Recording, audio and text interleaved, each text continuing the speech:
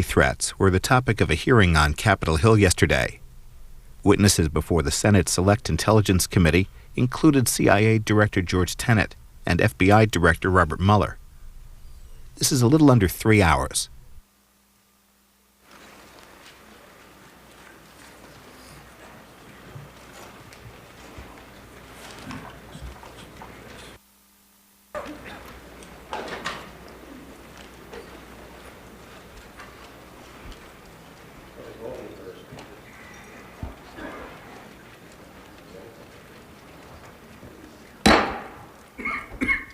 The committee will come to order. Ladies and gentlemen and my colleagues, it's been a long-standing tradition for the Senate Select Committee on Intelligence to begin its annual oversight of the U.S. intelligence community by conducting a public hearing to present to our members and to the American public the intelligence community's assessment of the current and projected national security threats to the United States and our interests abroad. Appearing before the committee today are the Director of Central Intelligence, Mr. George Tenet, the Director of the Federal Bureau of Investigation, Mr. Bob Mueller, the Director of the Defense Intelligence Agency, Admiral Jake Jacoby, and the Assistant Secretary of State for Intelligence and Research, Mr. Carl Ford. Now, while the United States faces a staggering array of new and growing threats around the world, unfortunately, none of the traditional threats commonly discussed prior to September 11 have abated. We still face very significant long-term potential threats from emerging powers in Asia that continue to build increasingly powerful military forces with the potential to threaten their neighbors. International drug smuggling rings linked to the guerrilla armies and the proliferators of ballistic missiles and advanced conventional weapons, and unscrupulous international arms merchants who are willing to sell almost anything to anyone are but a few of the continuing challenges that we face worldwide. We must also confront the acute threats from what is less traditional and often referred to as asymmetrical. As we are all painfully aware, our country faces a great and continuing threat from international terrorism, especially the group of mass murderers of the Al-Qaeda network. As we will hear from our witnesses today, while our intelligence agencies and our military forces have won some very tremendous and important victories against Al-Qaeda during the last year and a half, there is much, much left to do. As we have all recently heard, plans to attack us and our interests abroad are continuously in motion. We are on high alert. The threats that are related to the proliferation of nuclear and chemical and biological weapons, in particular in Iraq and North Korea, are not really new threats. Serious observers have seen these crises looming for years and increasing in direct proportion to our unwillingness and that of our allies to confront them more forthrightly. But today these threats are especially severe, as Secretary of State Powell made very clear in his speech last week before the UN Security Council. That is why today's hearing is so important, and why I'm glad that my colleagues and our distinguished witnesses have been able to come here today for a frank discussion of these threats in front of the American people. Given the need to protect our intelligence sources and methods, there will be much that we cannot discuss in public, but there is still much that we can and we will. There will be a classified hearing as of this afternoon, starting at 3. This past year has not been an easy one for the U.S. intelligence community, whose job it is to provide our leaders what we call an adequate warning of the threats that face our country. And the community has come under criticism, a lot of brickbats, from the Congress and others in regard to its, quote, inability to provide specific warning prior to September 11. As I have emphasized repeatedly since the attack on the destroyer USS Cole in October of 2000, our intelligence agencies have too often failed to provide the timely, the cogent, and the comprehensive analysis that our national security requires. As chairman of this committee, I intend to conduct vigorous oversight of the intelligence community to ensure that it provides our leaders with the quality of intelligence they need to ensure the security of the American people, whether at home or abroad. We intend to look at structural reform. We intend to assist the IC community in regards to shortfalls that now exist, and we intend to take a very hard look at the immediate and very serious threats that confront our nation today. And we intend to work closely with the independent commission that now is taking a look at the tragedy of 9/11. But I also want to make clear that our intelligence agencies have, for the most part, reacted to the crises of September 11 in ways that should make all Americans proud. Whatever problems may have existed before, the community today is a very different place than it was before the attacks upon the Pentagon and the World Trade Center. In my view, the community today is taking important strides to identify, to disrupt, and to dismantle terrorist cells at home and abroad. This is ongoing.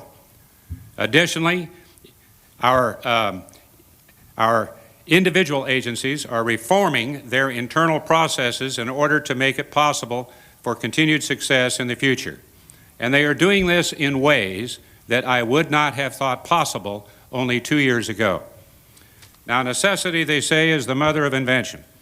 And although their record of performance since September 11 has not been perfect, and it's never perfect in the intelligence community, it is a very significant and impressive one. Despite the critics, and there are many, we are a safer country.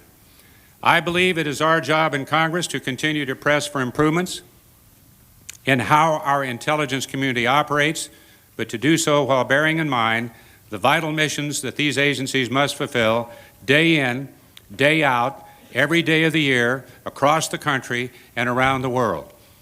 As the possibility of war with Iraq grows nearer, as petty dictators flaunt their nuclear weapons programs in East Asia, and as other threats continue and develop around the world, we need our intelligence services more today than ever before. With that in mind, it is our responsibility to give these agencies and their personnel our support, our encouragement, and most of all, the resources to perform their demanding and at times dangerous missions.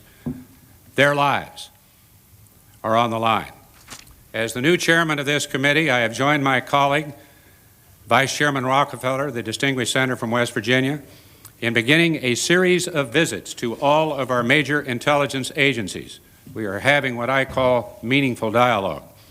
I have not visited every agency yet, but I will. There are 13.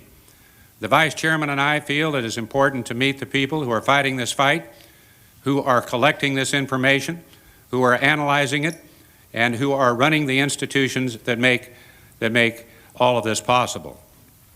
So far, I have been, along with Senator Rockefeller and Senator DeWine, very impressed in these visits by the quality and comprehensiveness of the work that our intelligence services are doing.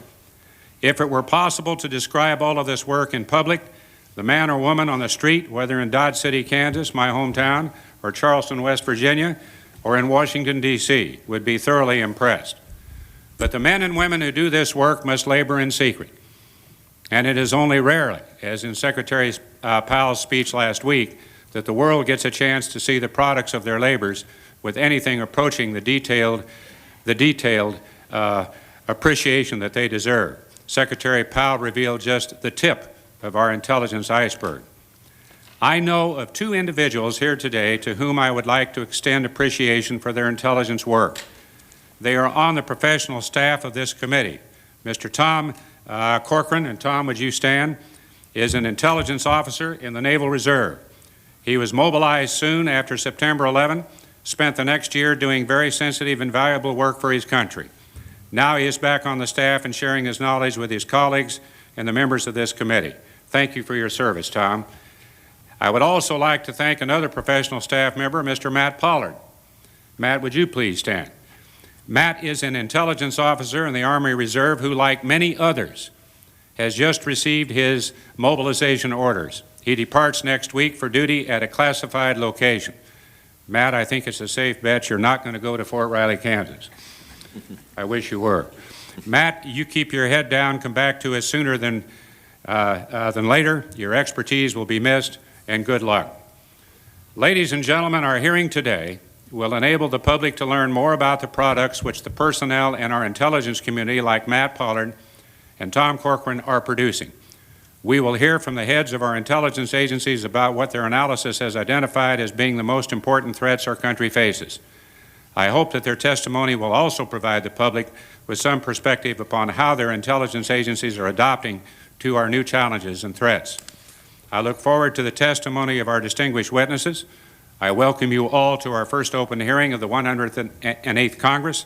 I now turn to the committee's very distinguished Vice Chairman, Senator Rockefeller, for any remarks that he would like to make. Thank you, Mr. Chairman, and I congratulate you and welcome all new members of the committee, our witnesses, the press, and the public, because this is not an ordinary occurrence but an extremely important one. In the 90s, America seemed to be in an unprecedented period of success, and the stock market soared, and the possibility of democracy spreading around the world seemed to be almost unstoppable. The Intelligence Committee's annual threat hearings during that period were, I suspect, not listened to closely enough and did not get the attention they deserved. That obviously will not be the case today. In recent weeks, we've seen the country move closer to war with Iraq. North Korea has taken steps toward resuming the production of nuclear weapons, increased in threats by al-Qaeda in dimensions that we can only imagine. And meanwhile, poverty and desperation, the subject which I want to discuss a little bit this morning, continue to spread in most parts of the world. Polling data shows increased hostility to the U.S. in many regions, especially in the Middle East. Europe seems to be splitting. NATO is in at least some form of public relations disaster, if not more deeper than that. So the American people obviously have to look to you. You're not policymakers in the classic sense, but you create policy by the excellence of your intelligence and the work that you do. I'm talking about our witnesses. Given the many threats that we're faced with, from North Korea to al-Qaeda to Iranian support for terrorism, and the list goes on endlessly, we clearly need to understand why Iraq has risen to prominence to the point where we are contemplating an invasion and a longer presence there to help rehabilitate the country. With that in mind, there are 4 questions that I would pose, and you can answer if you choose. What is the purpose of Iraq's WMD programs? That would be the first one. Are they intended first and foremost to try to secure the regime's survival and deter attacks from the United States and from other countries? Or does the evidence suggest that Saddam intends to become a supplier of weapons of mass destruction to terrorist organizations, even if he has not been in the past? And on that subject, he has not in the past generally been a supplier. So what reason do we have to believe that the past is not prologue and that his habits may change? What evidence is there to the extent that you can talk about that? Secondly, many observers of the Middle East, including many friends and allies, believe that the administration's fears regarding terrorism, WMD, weapons of mass destruction, and Iraq will become a self-fulfilling prophecy if the United States invades Iraq. Clearly, once an invasion begins, Saddam will have nothing to lose. Moreover, many of our allies fear that an invasion of Iraq, especially one which proceeds without explicit UN authorization, if that's the way it turns out, will further radicalize and inflame the Muslim community, swelling the ranks and therefore the recruiting grounds for terrorist groups for years and years to come.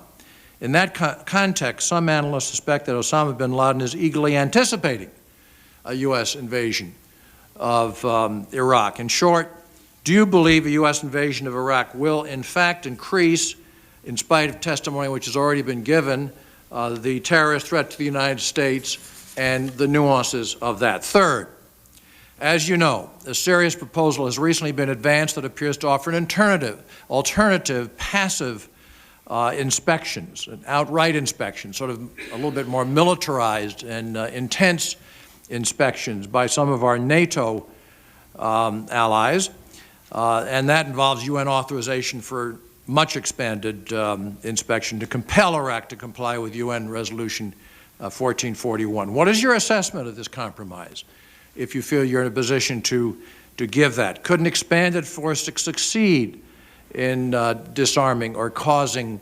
regime change prior to a war? I'm skeptical myself, but that doesn't matter. I'm interested in what you think. You're the professionals.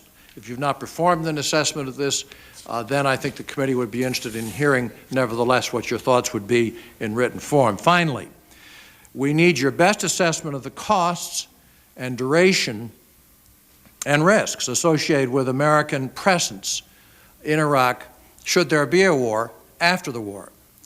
I think we will agree that it doesn't make a lot of sense to invade Iraq and then walk away from it if we're not willing to undertake the costly and painstaking work required to help rebuild the country and put it on a path to a better future.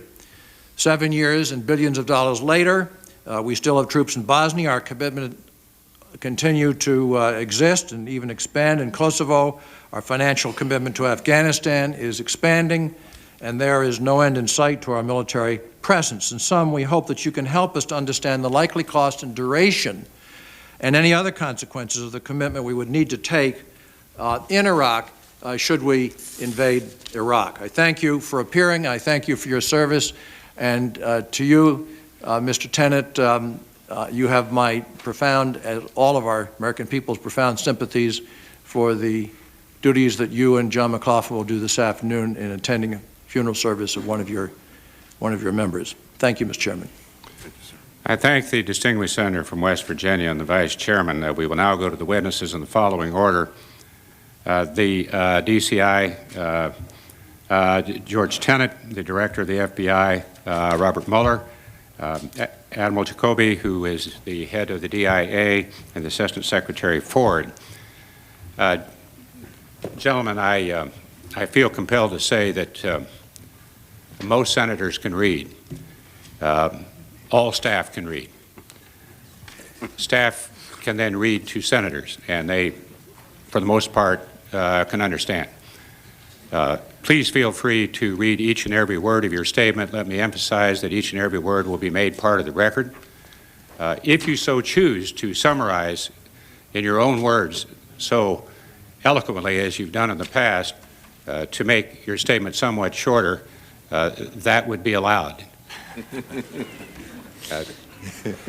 Please proceed, George. Undaunted. I'll read a little bit, sir. Thank you, Mr. Chairman. Mr. Chairman, last year in the wake of the September 11th attack on our country, I focused my remarks on the clear and present danger posed by terrorists who seek to destroy who we are and what we stand for. The national security environment that exists today is significantly more complex than a year ago. I can tell you that the threat from al-Qaeda remains, even though we have made important strides in the war on terrorism. Secretary of State Powell clearly outlined last week the continuing threats posed by Iraq's weapons of mass destruction, its efforts to deceive UN inspectors, and the safe haven that Baghdad has allowed for terrorists in Iraq. North Korea's recent admission that it has a highly enriched uranium program, intends to end the freeze on its plutonium production facilities, and it stated its intention to withdraw from the Non-Proliferation Treaty raises serious new challenges for the region and the world. At the same time, we cannot lose sight of those national security challenges that, while not occupying space on the front pages, demand a constant level of scrutiny. Challenges such as the world's vast stretches of ungoverned areas, lawless zones, veritable no man's lands, like some of the areas along the Afghan-Pakistani border, where extremist movements find shelter and can win the breathing space to grow. Challenges such as the numbers of societies and peoples excluded, the benefits of an expanding global economy, where the daily lot is hunger, disease, and displacement that produce large populations of disaffected youth who are prime recruits for our extremist foes. Mr. Chairman, as you know, the United States last week raised the terrorist threat level. We did so because of the threat reporting from multiple sources with strong al-Qaeda ties. The information we have points to plots aimed at targets on two fronts, in the United States and on the Arabian Peninsula. It points to plots timed to occur as early as the end of the Hajj, which occurs late this week, and it points to plots that could include the use of a radiological dispersal device, as well as poisons and chemicals. The intelligence is not idle chatter on the part of terrorists or their associates. It is the most specific we have seen, and it is consistent with both our knowledge of al-Qaeda's doctrine and our knowledge of plots in this network, and particularly its senior leadership, has been working for years. The intelligence community is working directly and in real time with friendly services overseas and with our law enforcement colleagues here at home to disrupt and capture specific individuals who may be part of this plot. Our information and knowledge is the result of important strides we have made since September 11th to enhance our counterterrorism capabilities and to share with our law enforcement colleagues, and they with us, the results of disciplined operations, collection and analysis of events inside the United States and overseas. Raising the threat level is important to our being as disruptive as we possibly can be. The enhanced security that results from a higher level threat can buy us more time to operate against the individuals who are plotting to do us harm, and heightened vigilance generates additional information and leads. This latest reporting underscores the threat that the al-Qaeda network continues to pose to the United States. The network is extensive and adaptable. It will take years of determined effort to unravel this and other terrorist networks and stamp them out. Mr. Chairman, the intelligence and law enforcement communities aggressively continue to prosecute the war on terrorism, and we are having success on many fronts. More than 1/3 of the top al-Qaeda leadership identified before the war has either been killed or captured, including the operations chief of the Persian Gulf area who planned the bombing of the USS Cole, a key planner who was Mohammed Atta's confidant and conspirator in the 9/11 attacks, a major al-Qaeda leader in Yemen, and key operatives and facilitators in the Gulf area and other regions, including South Asia and Southeast Asia. The number of rounded up al-Qaeda detainees has now grown to over 3,000, up from 1,000 or so when I testified last year. And the number of countries involved in these captures has almost doubled to more than 100. Not everyone arrested was a terrorist. Some have been released. But the worldwide rousting of al-Qaeda has definitely disrupted its operations, and we've obtained a trove of information we're using to prosecute the hunt still further. The coalition against international terrorism is stronger, and we are reaping the benefits of unprecedented international cooperation. In particular, Muslim governments today better understand the threat al-Qaeda poses to them, and day by day have been increasing their support. Ever since Pakistan's decision to sever ties with the Taliban, so critical to the success of Operation Enduring Freedom, Islamabad's close cooperation in the war on terrorism has resulted in the capture of key al-Qaeda lieutenants and significant disruption of its regional network.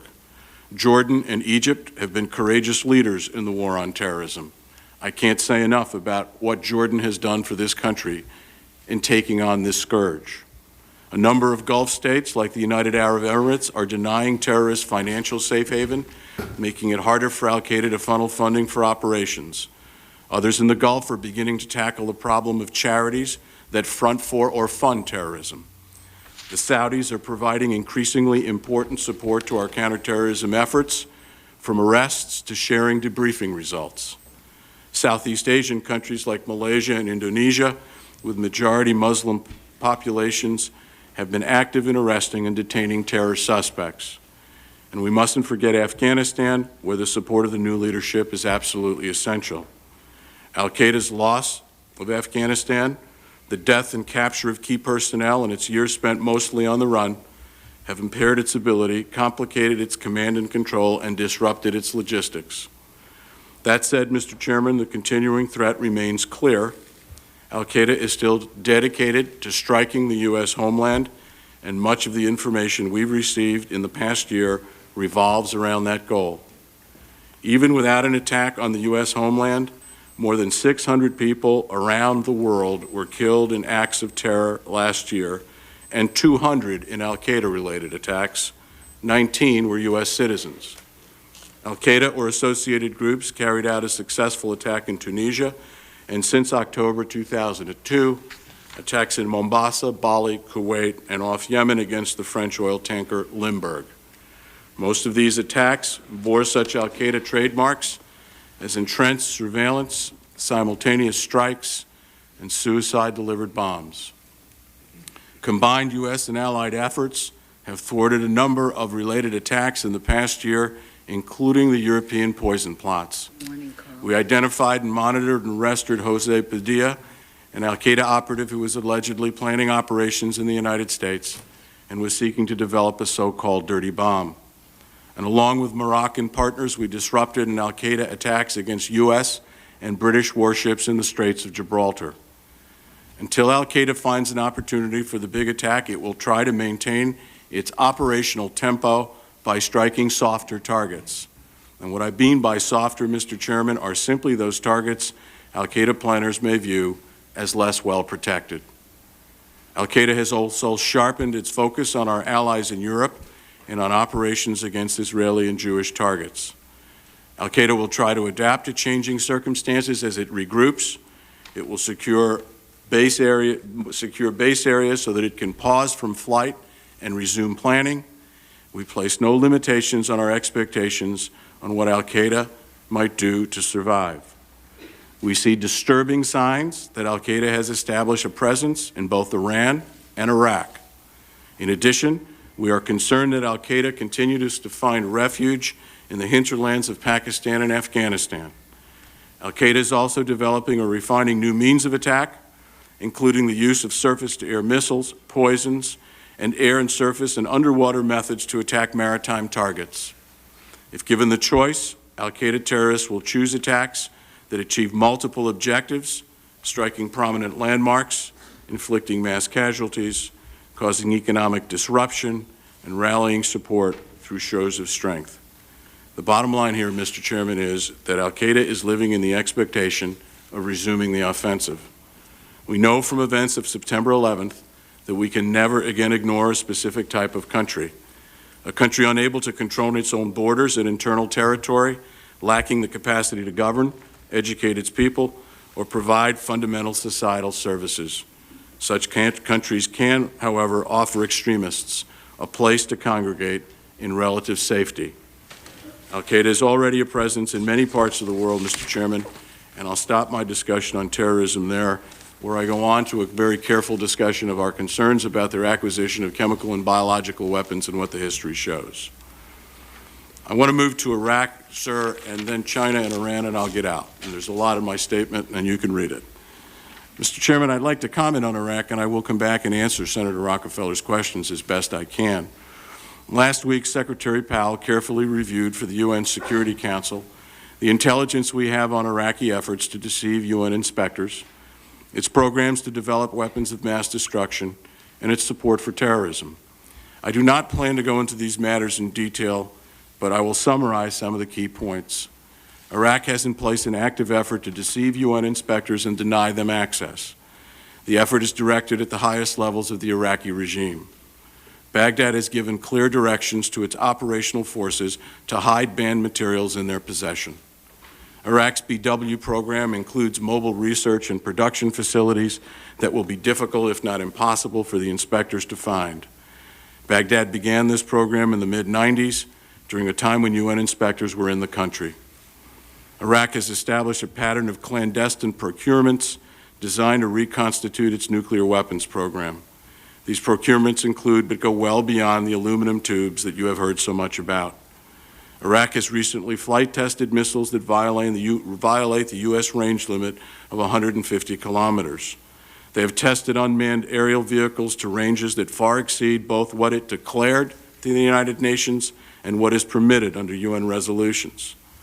Iraq is harboring senior members of a terrorist network led by Abu Musab al-Zarqawi, a close associate of al-Qaeda.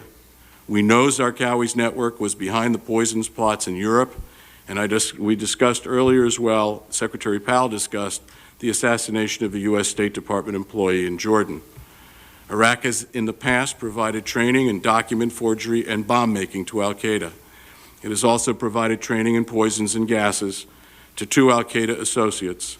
One of these associates characterized the relationship he forged with Iraqi officials as successful. Mr. Chairman, this information is based on a solid foundation of intelligence. It comes to us from credible and reliable sources. Much of it is corroborated by multiple sources, and it is consistent with the pattern of denial and deception exhibited by Saddam Hussein over the past 12 years. Mr. Chairman, on proliferation, it's important to talk about this for a few moments. We've entered a new world of proliferation. In the vanguard of this new world, we are knowledgeable about non-state purveyors of WMD materials and technology. Such non-state outlets are increasingly capable of providing technology and equipment that previously could only be supplied by countries with established capabilities. This is taking place side by side with the continued weakening of the international non-proliferation consensus. Control regimes like the NPT treaty are being battered by developments such as North Korea's withdrawal from the NPT and its open repudiation of other agreements. The example of new nuclear states that seem able to deter threats from more powerful states simply by brandishing nuclear weaponry will resonate deeply among other countries that want to enter the nuclear weapons club. Demand creates the market. The desire for nuclear weapons is on the upsurge. Additional countries may decide to seek nuclear weapons as it becomes clear their neighbors and regional rivals are already doing so. The domino theory of the 21st century may well be nuclear. With the assistance of proliferators, a potentially wider range of countries may be able to develop nuclear weapons by leapfrogging the incremental pace of weapons programs in other countries. Mr. Chairman, my statement on proliferation is far more extensive, talking about developments in chemical and biological weapons, threats from ballistic missiles, land attack cruise missiles, and UAVs. I will want to talk briefly about North Korea. The recent behavior of North Korea regarding its long-standing nuclear weapons program makes apparent all the dangers Pyongyang poses to its region and the world. This includes developing the capability to enrich uranium, ending the freeze on its plutonium production facilities, and withdrawing from the Non-Proliferation Treaty. If it seems likely, Pyongyang moves on to reprocess spent fuel at the facilities where it recently abrogated the 1994 IAEA monitored freeze. We assess it could recover sufficient plutonium for several additional weapons. North Korea also continues to export complete ballistic missiles and production capabilities, along with related raw materials, components, and expertise. Kim Jong-il's attempts this past year to parlay the North's nuclear weapons program into political leverage suggest he is trying to negotiate a fundamentally different relationship with Washington, one that implicitly tolerates North Korea's nuclear weapons program. Although Kim calculates that the North's aid, trade, and investment climate will never improve in the face of U.S. sanctions and perceived hostility, he is equally committed to retaining and enlarging his nuclear weapons stockpiles. Mr. Chairman, I go through an interesting discussion of China, Russia, and Iran. Perhaps we can come back to those during the question and answer period. I would note the one area of the world that continues to worry us as we worry about all these other problems is South Asia, where we've averted a conflict but could soon return to one. And it's something that we may want to talk about, but continues to bear careful scrutiny. The statement goes through a number of transnational threats, Mr. Chairman, and I want to talk about something untraditional. You know, we recently published an NIE, open NIE on AIDS. I want to talk about HIV/AIDS because it has national security implications beyond health implications. This pandemic continues unabated. And last year, more than 3 million people died of AIDS-related causes. More than 40 million people are infected now, and Southern Africa has the greatest concentration of these cases. That said, the intelligence community recently projected that by 2010, we may see as many as 100 million HIV-infected people outside of Africa. China will have about 15 million cases, and India 20 to 25 million cases, and cases are on the rise in Russia as well. The national security dimension of the virus is plain.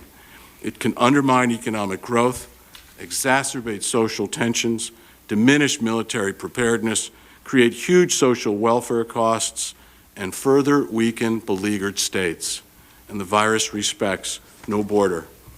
We rarely talk about Africa, Mr. Chairman, but it's important. Sub-Saharan Africa's chronic instability will demand U.S. attention. Africa's lack of democratic institutionalization combined with its pervasive ethnic rifts and deep corruption render most of the 48 countries vulnerable to crises that can be costly in human lives and economic growth. The Côte d'Ivoire is collapsing, and its crash will be felt throughout the region, where neighboring economies are at risk from the fall-off in trade and from refugees fleeing violence. Mr. Chairman, I'll end my statement there. There's a discussion about Venezuela and Colombia we may want to pursue in the questions and answers, and I thank you for your patience, and I've set a new standard for not reading my whole statement. So. It's an excellent standard and a marvelous precedent. Director Mueller. Thank you, Mr. Chairman. As we enter the second year of the global war on terrorism, the United States and its allies have inflicted a series of significant defeats on al-Qaeda and its terrorist networks, both here at home and abroad. The terrorist enemy, however, is far from defeated. Although our country's ultimate victory is not in doubt, we face a long war whose end is difficult to foresee. Accordingly, the prevention of another terrorist attack remains the FBI's top priority. The Bureau's efforts to identify and dismantle terrorist networks have yielded successes over the past 17 months. We have charged 197 suspected terrorists with crimes, 99 of whom have been convicted to date. We have also facilitated the deportation of numerous individuals with suspected links to terrorist groups. Moreover, our efforts have damaged terrorist networks and disrupted terrorist-related activities across the country. In Portland, in Buffalo, in Seattle, in Detroit, in Chicago, and in Florida, to name but a few. Furthermore, we have successfully disrupted the sources of terrorist financing, including freezing $113 million from 62 organizations and conducting 70 investigations, 23 of which have resulted in convictions. But despite these successes, the nature of the terrorist threat facing our country today is exceptionally complex. International terrorists and their state sponsors have emerged as the primary threat to our security after decades in which the activities of domestic terrorist groups were a more imminent threat. And Al-Qaeda, the Al-Qaeda terrorist network is clearly the most urgent threat to U.S. interests. The evidence linking Al-Qaeda to the attacks of September 11th is clear and irrefutable. And our investigation of the events leading up to 9/11 has given rise to important insights into terrorist tactics and tradecraft, which will prove invaluable as we work to prevent the next attack. There is no question, though, that Al-Qaeda and other terrorist networks have proven adept at defending their organization from U.S. and international law enforcement efforts. As these terrorist organizations evolve and change their tactics, we too must be prepared to evolve. Accordingly, the FBI is undergoing substantial changes, including the incorporation of an enhanced intelligence function that will allow us to meet these terrorist threats. I'd like to briefly outline these changes, but first, Mr. Chairman, I would like to address the most significant threats facing this country today. And we start with the Al-Qaeda threat. The Al-Qaeda network will remain for the foreseeable future the most immediate and serious threat facing this country. Al-Qaeda is the most lethal of the groups associated with the Sunni jihadist cause, but it does not operate in a vacuum. Many of the groups committed to international jihad offer Al-Qaeda varying degrees of support. FBI investigations have revealed Islamic militants in the United States. We strongly suspect that several hundred of these extremists are linked to Al-Qaeda. The focus of their activities centers primarily on fundraising, recruitment, and training. Their support structure, however, is sufficiently well developed that one or more groups could be mobilized by al-Qaeda to carry out operations in the United States homeland.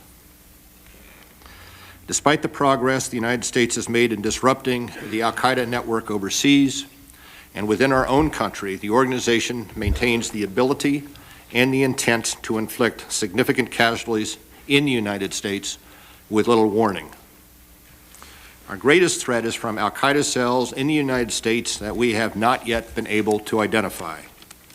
Finding and rooting out al-Qaeda members once they have entered the United States and have had time to establish themselves is our most serious intelligence and law enforcement challenge. But in addition to threat from single individuals sympathetic or affiliated with al-Qaeda, acting without external support or surrounding conspiracies is increasing.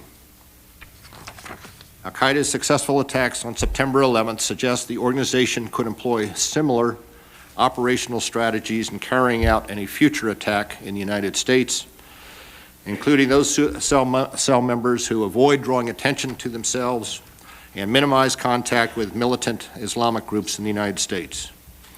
They will also maintain, as we have found in the past, strict operational and communications security. We must not assume, however, that al-Qaeda will rely only on tried and true methods of attack.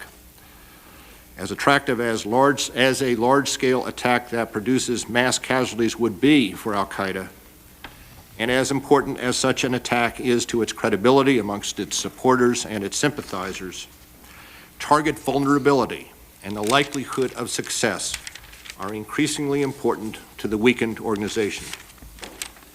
Indeed, the types of recent smaller-scale operations al-Qaeda has directed and aided against a wide array of Western targets outside the United States could readily be reproduced within the United States. I tell you, Mr. Chairman, my greatest concern is that our enemies are trying to acquire dangerous new capabilities with which to harm Americans. Terrorists worldwide have ready access to information on chemical, biological, radiological, and nuclear weapons via the internet. Acquisition of such weapons would be a huge morale boost for those seeking our destruction while engendering widespread fear among Americans and amongst our allies. Although the most serious terrorist threat is from non-state actors, we remain vigilant against the potential threat posed by state sponsors of terrorism. 7 countries designated as state sponsors of terrorism: Iran, Iraq, Syria, Sudan, Libya, Cuba, and North Korea, remain active in the United States and continue to support terrorist groups that have targeted Americans. As Director Tenet has pointed out, Secretary Powell presented evidence last week that Baghdad has failed to disarm its weapons of mass destruction, willfully attempting to evade and deceive the international community. Our particular concern is that Saddam Hussein may supply terrorists with biological, chemical, or radiological material. Let me turn, if I could, Mr. Chairman, to some of the changes that we've brought about within the Bureau in the last year. For nearly a century, the FBI has earned a well-deserved reputation as one of the world's premier law enforcement agencies.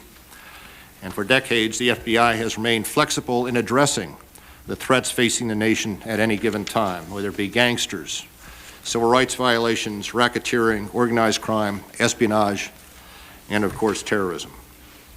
And since September 11, 2001, the men and women of the FBI have recognized the need for change and have embraced it. And assure this committee and the American people that just as the FBI earned its reputation as a world-class law enforcement agency, so is it committed to becoming a world-class intelligence agency. As evidence of that commitment, Mr. Chairman, I would like to spend a moment outlining some of the specific steps we have taken to address the terrorist threats facing the United States today. To effectively wage this war against terror, we have augmented our counterterrorism resources and are making organizational enhancements to focus our priorities.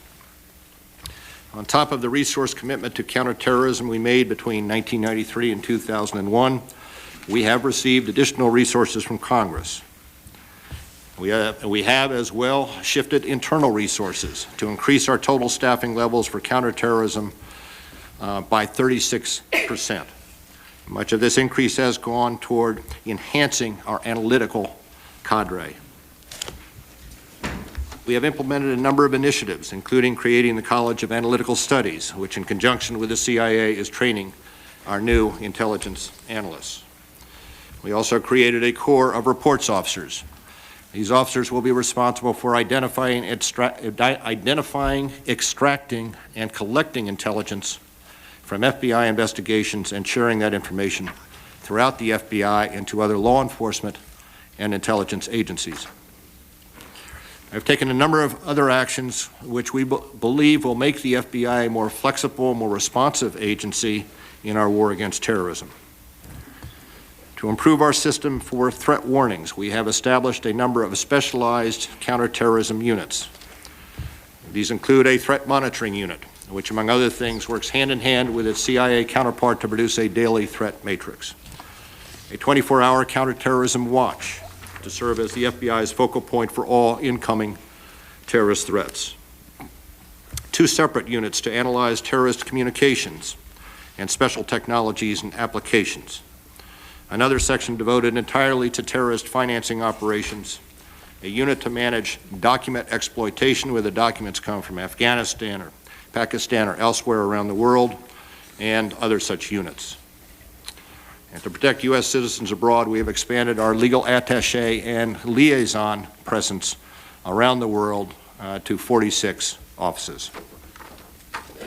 Strengthen our cooperation with state and local law enforcement. We are introducing counterterrorism training on a national level. Provide specialized counterterrorism training to 224 agents and training technicians from every field division in the country so that they, in turn, can train an estimated 26,800 federal, state, and local law enforcement officers this year in basic counterterrorism techniques. To further enhance our relationship with state and local agencies, we have expanded the number of joint terrorism task forces from a pre-9/11 number of 35 to 66 today. Joint Terrorism Task Forces partner FBI personnel with hundreds of investigators from various federal, state, and local agencies in field offices across the country and are important force multipliers aiding our fight against terrorism within the United States. The counterterrorism measures I have just described essentially complete the first phase of our intelligence program. We are now beginning the second phase that will focus on expanding and enhancing our ability to collect, analyze, and disseminate intelligence. The centerpiece of this effort is the establishment of an Executive Assistant Director for Intelligence who will have direct authority and responsibility for the FBI's National Intelligence Program. Specifically, the Executive Assistant Director for Intelligence will be responsible for ensuring that the FBI has the optimum strategies, structure, and policies in place, first and foremost for our counterterrorism mission. That person will also oversee the intelligence programs for our counterintelligence, criminal, and our cyber divisions. And lastly, in the field, intelligence units will be established in every office and will function under the authority of the Executive Assistant Director for Intelligence. If we are to defeat terrorists and their supporters, a wide range of organizations must work together. I am committed to the closest possible cooperation with the intelligence community and with other government agencies, as well as with state and local agencies, and I should not leave out our counterparts overseas. I strongly support the President's initiative to establish a terrorist threat integration center that will merge and analyze terrorist-related information collected domestically and abroad. Mr. Chairman, let me conclude by saying that the nature of the threats facing the United States homeland continues to evolve. My complete statement, which has been submitted for the record, emphasizes that we are not ignoring the serious threat from terrorist organizations other than al-Qaeda, from domestic homegrown terrorists, and from foreign intelligence services. To successfully continue to address all of these threats, the FBI is committed to remaining flexible enough to adapt our mission and our resources to stay one step ahead of our enemies. Thank you, Mr. Chairman, for the opportunity to make this statement. Thank you, Mr. Director. Let the record show that all members of the committee have been provided a list of FBI entities that have been created to address the terrorist threat since 9/11/2001, and would certainly recommend that to my colleagues and to all present. Admiral, you're next. Thank you, Mr. Chairman. My more detailed statement for the record addresses a number of substantive threats and concerns, many of which were covered by Director Tenet in his opening statement. I look forward to further discussions on those subjects during the question and answer session to follow. What I'd like to do with these brief opening remarks is give my perspective on the state of defense intelligence today and outline plans for transforming our capabilities, personnel, and processes to better address the very quickly changing security environment. As I said in my written statement, defense intelligence is at war on a global scale, and all of our resources, people, and systems are completely engaged. I would also note, Mr. Chairman, that the two members of your staff that you recognized at the beginning of the hearing are representative of a tremendous number of intelligence reservists who are serving and have served and are still to be called to support these efforts. Given the current state of the world and the likely future, I expect that these conditions will continue indefinitely. We're committed in support of our military forces fighting the war on terrorism in Afghanistan and other locations such as the southern Philippines where that war might take us. We support our military forces deployed worldwide, even as they increasingly are targeted by terrorists. As you know, Mr. Chairman, detailed intelligence is essential long before our forces actually deploy. This effort, termed Intelligence Preparation of the Battle Space, has been ongoing for many months to support potential force employment in Iraq. Meanwhile, other defense intelligence resources are committed to careful assessment of the dangerous situation on the Korean Peninsula. Beyond these obvious priorities, defense intelligence is providing global awareness, meaning that we are watching every day for developments that might be of concern or might require U.S. military employment. These situations include such varying things as internal instability and the threat of coups that could require evacuation of American citizens, and interdiction of shipments of material associated with weapons of mass destruction.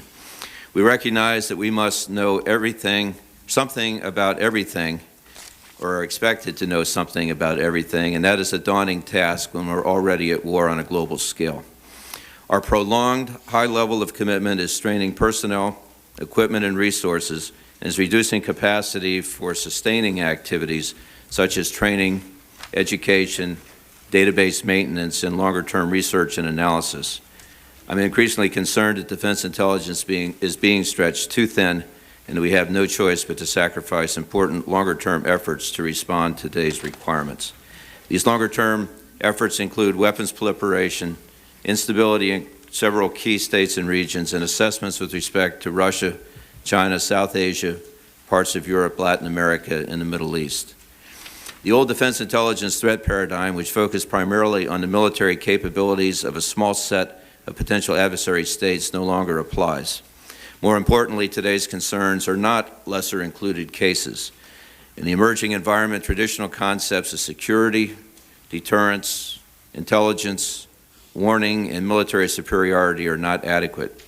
We must adapt our capabilities to these new conditions just as potential adversaries pursue new ways to diminish our overwhelming power. While the challenges facing us are daunting, I am enthusiastic about the opportunity we have to fundamentally change our defense intelligence capabilities. Defense intelligence transformation will be the center point of my tenure as director. To be successful, we must move out in a number of areas. First, we must improve our analytic capabilities. We must be able to rapidly convert information into knowledge. That is what we pay our analysts to do. We must ensure that they have immediate access to all sources of data and are supported by cutting-edge information technologies. To be successful, we must shift our collection paradigm from reconnaissance to surveillance, discard the notion that the collectors own the information they collect, and create a collection strategy that ensures all relevant capabilities, national, theater, tactical, and commercial, are developed and applied as a system of systems to ensure targeted, intrusive, and persistent access to an adversary's true secrets. We also must field information management tools that encompass the best commercial sector practices and applications. Finally, recognizing that knowledge in the heads of our people is our most precious commodity, we must recruit, train, and retain intelligence professionals with the right mix of experience, skills, abilities, and motivations. The importance of the human dimension will only increase as our reliance on judgment and predictive analysis is challenged by an increasingly ambiguous security environment and significantly larger quantities of information. We are working hard to address these issues and to develop the processes, techniques, and capabilities necessary to address the current threat and deal with emerging challenges. With your continued support, I'm confident we'll be able to provide our warfighters, policymakers, and planners assured access to the intelligence they need. Thank you, Mr. Chairman. I look forward to the question session. Okay, we thank you, Admiral. And now we look forward to the statement by Assistant Secretary Ford. Thank you, Mr. Chairman. I would very much appreciate just simply putting my testimony into the record and moving on to question and answers. You're sure you're feeling all right? Yes, sir. We thank you very much for your cooperation.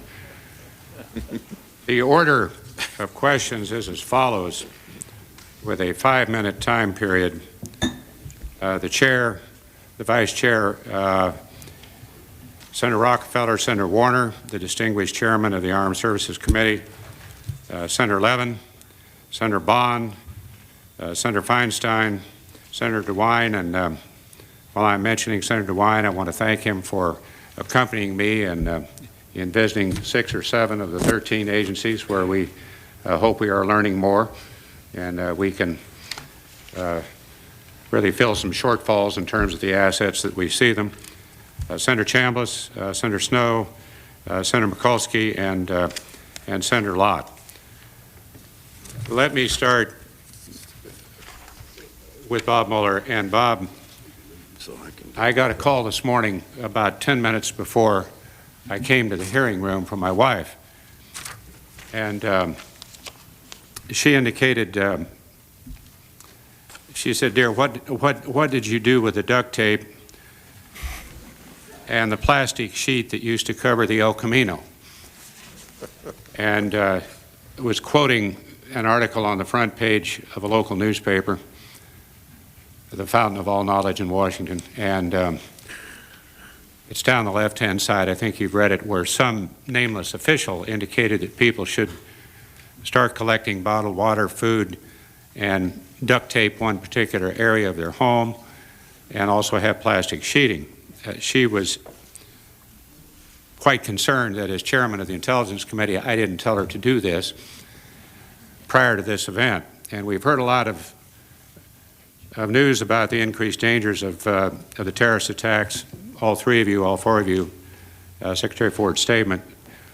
And I know this has really disturbed many Americans, and I suspect many members of the public are wondering what they can or should do in light of the increased dangers. So what advice would you offer to the man or woman in the street other than to get out of the street? I would start, I believe, Mr. Chairman, by saying we have to put this in perspective, that we are in a period of heightened risk based on intelligence, and we will go through additional periods like this in the future.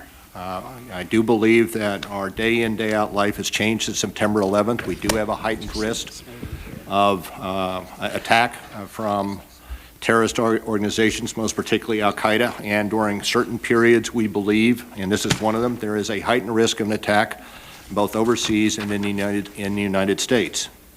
But by saying that, we also must indicate that our belief that Americans should go about their business, not cancel plans that they have because we have no specifics as to particular places or timing, but that we all should be more alert.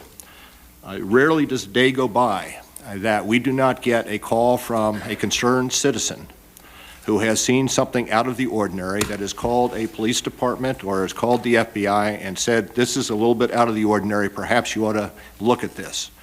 And on several occasions, and probably more than several occasions, those alert citizens have brought to our attention individuals or patterns of activity that have led us to take action that would lessen the risk in a particular community or in the United States.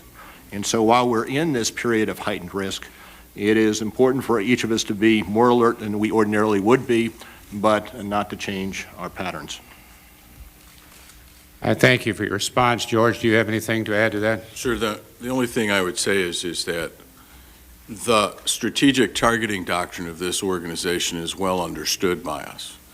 And as a consequence, translating that doctrine to Homeland Security and Governor Ridge in terms of protective measures that specific sectors of the country have to undertake to make them more immune to the attack, and to do this on a consistent basis and to make marked improvement over time is the most important thing we can be doing. How they think and what they think about targets, what they previously tried to do, and their planning as a result of an enormous amount of work, we have a lot of data. We have to beat them to the punch in terms of narrowing their approaches and narrowing the availability of targets and infrastructure that give them the mass casualty, symbolic impact that they will try to achieve. All the while you're dealing with softer targets, and there's where Bob's right, your vigilance and your awareness pays a price. But the strategic concept we have to bear in mind is we shouldn't focus on date, time, and place of an event. We should be focused on our strategic knowledge of their targeting doctrine and buttoning up the country systematically, so that over the course of time, raising alert levels become more and more effortless, less painful for people, because all of these sectors have responded accordingly and are taking measures and building into the security of the country over time. I have 30 seconds left, but I think in the interest of time, I'm going to yield to the distinguished Vice Chairman. Thank you, Mr. Chairman. This question could be for Mr. Tenet, the Admiral, or the Secretary. One posits that if we go into Iraq, that a regime change will not be enough, and that the follow-up is what will really tell the story for the future. Now, there are several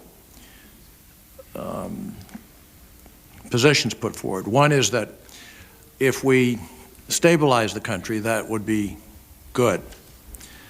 Another is that if we stabilize the country, that will speak to the rest, or at least a large part of the rest of the Arab world, to say that we're not in it for our own colonialization, domination, but we're in it because we're trying to bring a better way of life to that part of the world.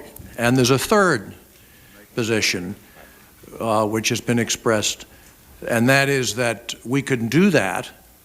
In fact, we can do that in several countries, but there will always be an element in the radical world which will discount whatever we do and which will continue to come after us as if we had done nothing at all. I'd be interested in any of your points of view. Senator, the speed with which, if you want to talk about if there's a conflict, a post-conflict environment, the speed with which the infrastructure of the country has stood up, the speed with which food supplies, health supplies, and the speed with which you make a transition to a group of Iraqis who run this country, all are enormously important. The three major groups, Shias, will account for about 60% or 65% of the population of this country. Sunnis, who may be about less than 20%, and Kurds will all have to be integrated in some way, in some kind of confederated structure that allows equal voices to emerge. But the speed with which you can get to those points will, I think, make a big impact on the rest of the Arab world. I am not one who believes that you asked a question about, is terrorism from al-Qaeda more likely, for example.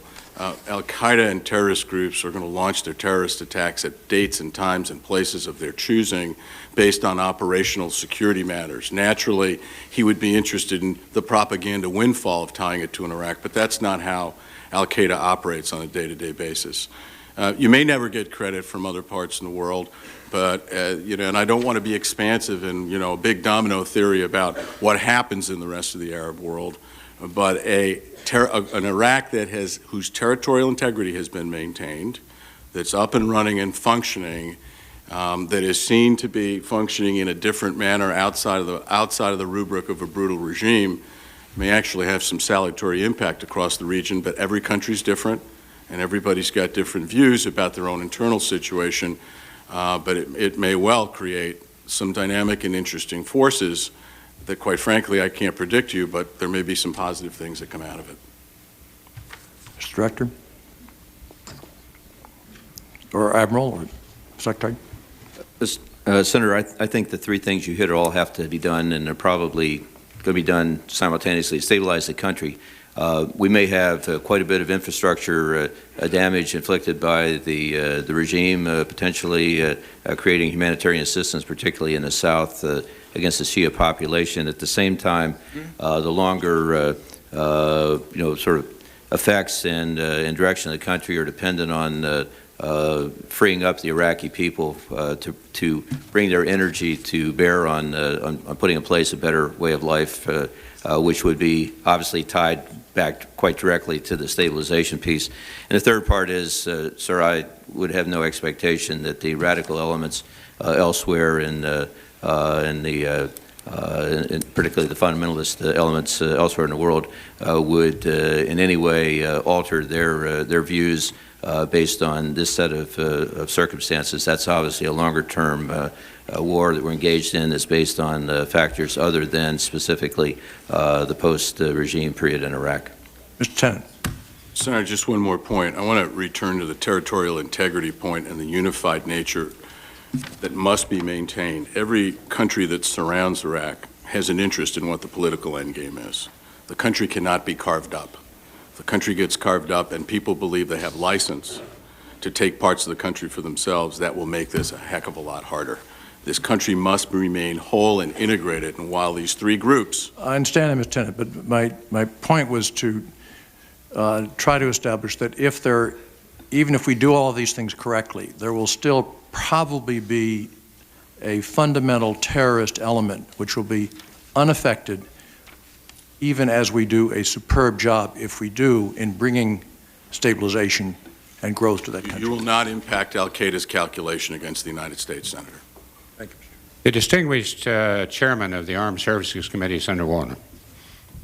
Thank you, Mr. Chairman. I recognize the strong leadership this committee now has and commend both of you with your responsibilities.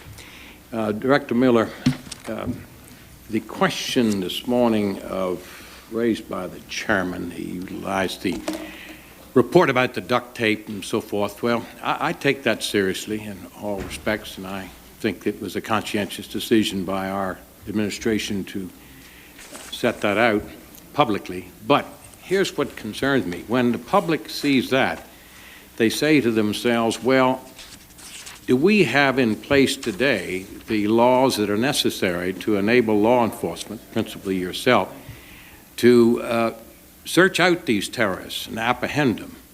Now, is the administration contemplating any further legislation to strengthen the Foreign Intelligence and Surveillance Act or modify the Patriot Act?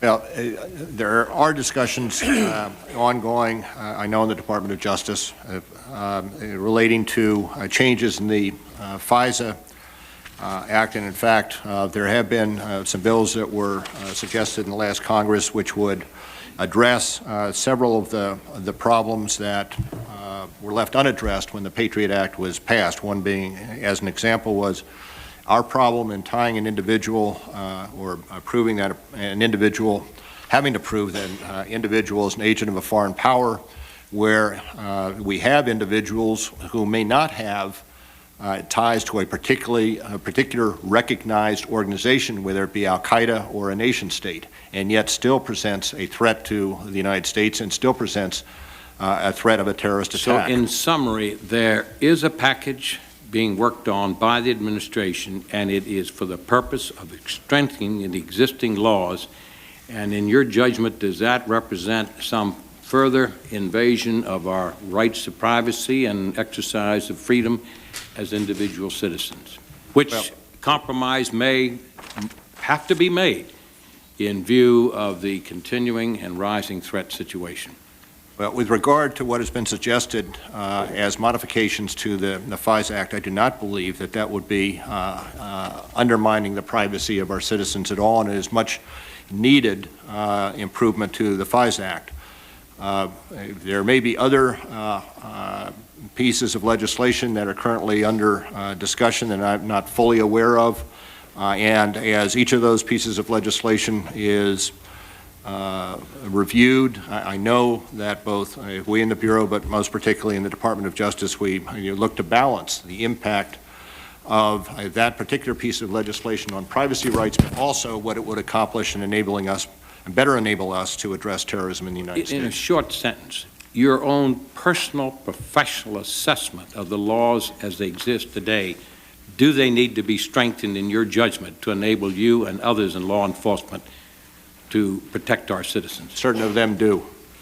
Thank you. Director Tenet, this morning we heard that another statement from a foreign country, I believe France in this case, to the effect that they don't even think Saddam Hussein possesses weapons of mass destruction. I'm not here to attach credibility to that statement. We also saw a poll early this morning, at least I did, where in Great Britain they're anticipating the largest turnout in the streets of anti-war demonstrations. In fact, several of us on the Armed Services Committee yesterday had a question and answer session with British parliamentarians here in the Senate. All this leads me to the following question. I support the President, and I anticipate I will continue to support the President, but there seems to be a gap widening in Europe and perhaps somewhat here at home.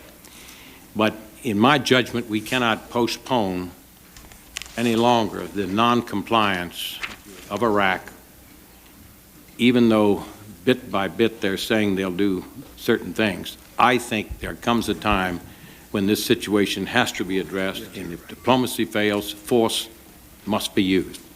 In the event that force is used, and after the dust settles and the world press and others can go in and assess the situation, is it your judgment that there will be clearly caches of weapons of mass destruction which will dispel any doubt with regard to fair and objective analysis that the United States and such other nations that joined in the use of force did the right thing at the right time? Sir, I think we will find caches of weapons of mass destruction. Absolutely. And such diminution in our credibility, which we've maintained for these 200-plus years as a nation, not to use a preemptive type of strike. I don't think it's preemptive. Others do, so we have to view that. That can be reconciled and that credibility restored to the extent it's diminished. You believe that? Sir, I'm not going to make policy judgments. Well, stick to what my job is and focus on the intelligence. The distinguished senator's time has expired. I thank the Chair. The distinguished senator from Michigan is recognized. Thank you, Mr. Chairman. Admiral Jacoby has made the following statement in his written presentation, Director Tenet, and I'm wondering if you agree that Pyongyang's open pursuit of additional nuclear weapons is the most serious challenge to the U.S. regional interest in a generation. The outcome of this current crisis will shape relations in Northeast Asia for years to come. Do you agree with that statement? Yes, sir, it's very serious. I think it's really useful, at least that our intelligence community is willing to describe the problem with North Korea as a crisis. The administration has avoided that word. They've said it's not a crisis. And the fact that our intelligence community describes it accurately as a crisis, it seems to me, is at least the beginning of a fair assessment of how serious that is. Director Tenet, in early January, we started sharing with UN inspectors intelligence on sites in Iraq that we have suspicions about. I assume that we are sharing information with all the limitations of inspections because our intelligence community believes that UN inspections have value. And at least there's a possibility that those inspections would provide evidence of the presence of weapons of mass destruction or of Iraqi deception or of violations of the resolutions of the United Nations. Do you agree that there is some value to those inspections? Sir, there is value in these inspections so long as the partner in this inspection, Saddam Hussein, complies with UN resolutions, and thus far he has been singularly uncooperative in every phase of this inspection process. And what you're saying is they have no value then unless he cooperates, that there's no chance that they will find evidence of weapons of mass destruction even without his cooperation? Sir, unless he provides the data to build on, provides the access, provides the unfettered access that he's supposed to, provides us with surveillance capability, there is little chance you're going to find weapons of mass destruction under the rubric he's created inside the country. The burden is on him to comply and us to do everything we can to help the inspectors, but the inspectors have been put in a very difficult position by his behavior. Have they been given unfettered access? By Saddam Hussein? Yes. Sir, I don't know in real time everything that happens on every As far as you know, inspection. are they given unfettered access? I don't believe so, sir. Now, we've only shared a small percentage of the sites so far that we have suspicions about. I'm going to use the word small percentage because I'm not allowed to use the actual numbers of sites that you have suspicions about. I'm not allowed to use the actual number of sites that we have shared with the UN inspectors. All I'm allowed to say is that there's been a small percentage of sites that we've shared the information with the inspectors. My question to you is this: when will we be completing the sharing of information with the UN inspectors? Sir, we have given the UN inspectors and UNMOVIC every site that we have that is of high or moderate value where there is proven intelligence to lead to a potential outcome. Every site we have. And would you say what percentage of the sites that we have on our suspect list that you have put out in that estimate that Sir, we have? I'm sorry, sir. I apologize. Would you finish? give us the approximate percentage of the sites that we have in your classified national intelligence estimate that we have shared information on with the UN inspectors? Just an approximate percentage. I don't remember the number. Just give me an approximation. I don't know, but can I just comment on Would you what agree say, it's a sir? small percentage? Well, sir, there is a collection priority list that you're aware of, and there's a number that you know. And this collection priority list is a list of sites that we have held over many, many years. The vast majority of these sites are low priority and against which we found little data to direct these inspectors. All I can tell you is we have given them everything we have and provided every site in our disposal, and we cooperate with our foreign colleagues to give them, we have held nothing back from sites that we believe, based on credible intelligence, could be fruitful for these inspections. I just must tell you that is news. That is a very different statement than we have received before. Sir, I was brief last night, and I think that we owe you an apology. I don't know that you have gotten the full flavor of this, but in going through this last night, I can tell you with confidence that we have given them every site. Now, Mr. Tenet, another question relative to al-Qaeda's presence in Iraq. Does al-Qaeda have bases in Iraq? Sir, you know that there are two things that I would say. Would you summarize it by saying that al-Qaeda has bases in Iraq? Sir, that is controlled, a part of Iraq that is controlled by Saddam? Sir, as you know, first of all, as you know by Secretary, well, we won't get into the northern Iraq, but I can tell you this. Bases is hard for me to deal with, but I know that part of this Zarqawi network in Baghdad are 24 Egyptian Islamic Jihad, which is indistinguishable from al-Qaeda operatives who are aiding the Zarqawi network, and 2 senior planners who have been in Baghdad since last May. Now, whether there is a base or whether there's not a base, they are operating freely, supporting the Zarqawi network that's supporting the Poisons network in Europe and around the world. So these people have been operating there, and as you know, I don't want to recount everything that Secretary Powell said, but that, as you know, a foreign service went to the Iraqis twice to talk to them about Zarqawi and were rebuffed. So there is a presence in Baghdad that's beyond Zarqawi. The Senator's time has expired. Senator Pong. Thank you very much, Mr. Chairman. It's a pleasure to be joining this committee at a very interesting and challenging time. There was a question, and I'd like to address the question to Director Tenet and Admiral Jacoby. There was a question asked earlier on whether the invasion of Iraq would increase the threat of weapons of mass destruction, terrorist attacks in the United States. And I believe Director Tenet has given an answer. My question would be, what is the danger of an attack with weapons of mass destruction by terrorists if we continue with the hide-and-seek game and the proposed actions given by our French and German brave allies and leave Saddam Hussein in control of both caches and means of creating more weapons of mass destruction. Director Tenet, would you or Admiral Jacoby wish to share your opinion? Sir, let me just differentiate for a moment. You know, Al-Qaeda has an independent means that it's developed inside of Afghanistan. It's in my classified statement. You could take a look at the BW, CW, and even interest in nuclear capabilities. So that's quite something that they have been pursuing, and we're trying to get on top of around the world. So there's an ongoing concern, with or without. The concern, of course, that Secretary Powell enumerated in his speech at the UN was just the concern that there have been some contacts, that there have been some training provided from the Iraqis, this according to a senior detainee that we have in our custody.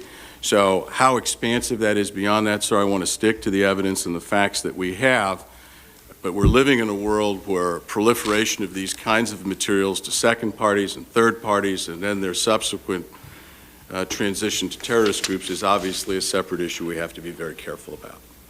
And my follow-up would be, sir, that obviously Al-Qaeda independently was pursuing these kinds of capabilities, and in my mind are sort of two tracks running simultaneously, and the one track is sort of an independent Al-Qaeda WMD threat that probably operates on their timeline, their planning, and their access to materials, and is independent of the discussion about the Iraq contingency operation.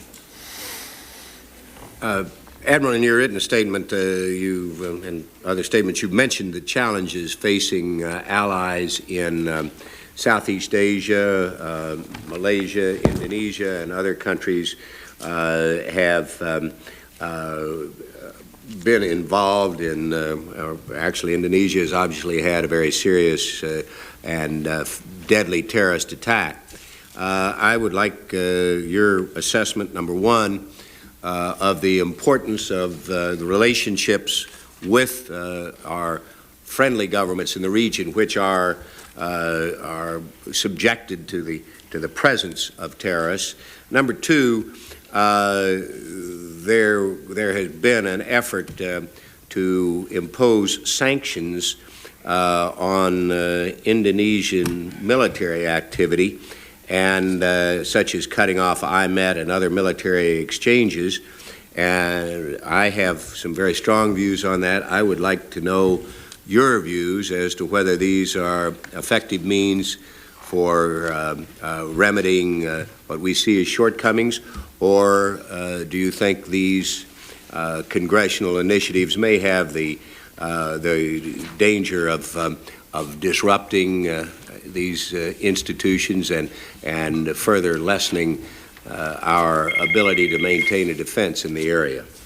Senator Bond, obviously our relationships with these countries are extremely important, and I would only point to the operations and the cooperation bilateral work that was done in southern Philippines as an example with the Abu Sayyaf group. I mean, I think it demonstrates the capability and mutual effects of working it together.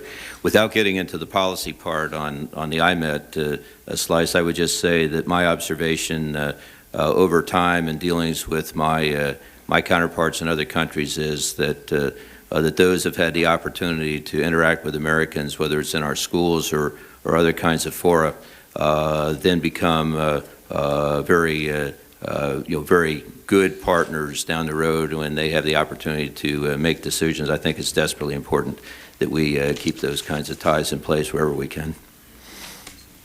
Thank you, Mr. Chairman. The distinguished senator from California is recognized. Thank you very much, Mr. Chairman. Admiral Jacoby, let me thank you for your written statement. You didn't mention it in your oral remarks, but one thing really jumps out to me, and because it's brief, I want to read it. You say the prolonged Israeli-Palestinian conflict is furthering anti-American sentiment, increasing the likelihood of terrorism directed at United States interests, increasing the pressure on moderate Middle East regimes, and carries with it the potential for wider regional conflict. With each side determined to break the other's will, I see no end to the current violence. It seems to me that this is our greatest omission of putting that crisis on the back burner and not moving it forward to resolution. And I'm just going to leave you with that, but I want to thank you for putting it in your statement. Mr. Mueller, I want to thank you for your robust steps to move your department into counterterrorism and specifically domestic intelligence gathering. I think you've taken real action, and I'm just delighted to see it. Mr. Tenet, I also want to thank you. I had the privilege of going to your agency on Friday and had an excellent briefing from a number of people, some of whom I see here this morning, and I thank you for that. And also, I know you've been working very long hours along with Mr. Mueller and others, and I appreciate that. Let me begin with this question. What is the agency's best estimate of the survival and whereabouts of Osama bin Laden? Well, Senator, I don't think I'm going to get into all of that in open session. I will ask you that question this afternoon. I would be pleased to respond. Fine. Thank you very much. Perhaps I can ask one that you might be willing to answer. In the past, you have mentioned on several occasions that the A team of terrorists is Hezbollah. And putting aside capability, could you comment on your assessment of their plans and intentions, whether they represent a domestic threat, whether there are signs of them increasing their activities in the Middle East, and what you believe would trigger a greater involvement in the United States? Well, I'll let Director Mueller talk about the United States. Of course, this is a very capable organization that the Iranians have backed for a long time. It's a particularly difficult organization because of their feeding relationship with the Palestinian Islamic Jihad, Hamas, and others who have directed terrorist attacks against Israelis for many years. They have a worldwide presence. We see them actively casing and surveilling American facilities. They have extensive contingency plans that they have made, Senator. We haven't seen something directed against us in a long time. That would be a decision they make based on their own internal calculation. But this is certainly a group that warrants our continued attention around the world because of their capability. And truthfully, Senator, one of the things we have to be mindful of and be very alert to is how all of these groups mix and match capabilities, swap training, use common facilities, so that the days when we made distinctions between Shiites and Sunnis and fundamentalists and secularists in the terrorism world are over. I wanted to ask you a question, and this has been asked many times of us now by the press. Hopefully you can answer some of this in this session. When Secretary Powell laid out the information about the camps in northeastern Iraq, I wondered how long we've known about it, how we found evidence of people coming and going from it, with the innuendo that they were moving poisonous materials. And if all of that is true, there's abundant authority, if it's a threat to us, to take out that camp. Why, in fact, did we not do that?